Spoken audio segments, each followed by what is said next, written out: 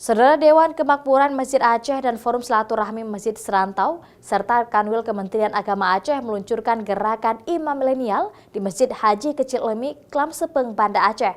Gerakan Imam Milenial ini merupakan aksi untuk mempersiapkan calon imam muda yang mampu dan profesional dalam mengisi pemerintahan imam dari masjid baik di dalam negeri maupun luar negeri.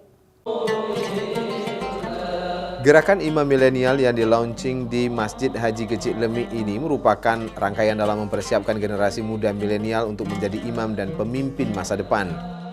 Sebanyak 50 orang imam muda tersebut dipilih di antara 472 orang pendaftar.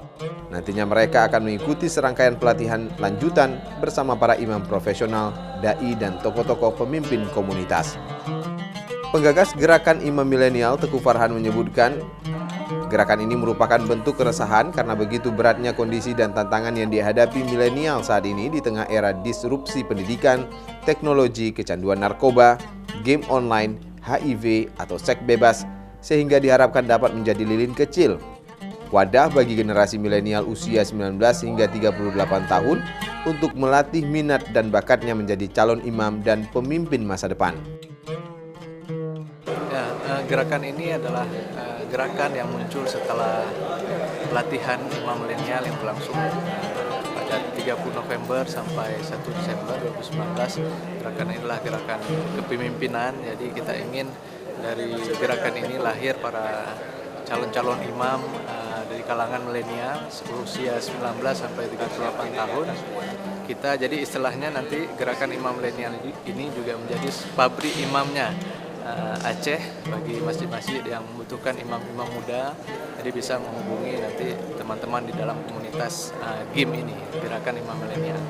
Sementara itu, para calon imam masa depan tersebut sebelumnya telah mengikuti serangkaian pelatihan selama 2 hari, 30 November hingga 1 Desember 2019, dengan berbagai materi diantaranya fikih sholat berjamaah, tajwid dan seni baca Al-Quran, percaya diri menjadi imam, adab dan etika imam, serta tantangan imam di era disrupsi. Diharapkan kehadiran para calon imam masa depan tersebut menjadi solusi untuk mengarahkan anak muda selalu berada dalam lingkungan positif dan kelak dapat menjadi pemimpin yang baik di komunitasnya, sehingga generasi yang ditinggalkan dapat selamat dari berbagai tantangan zaman. Mustajab, Kompas TV, Banda Aceh.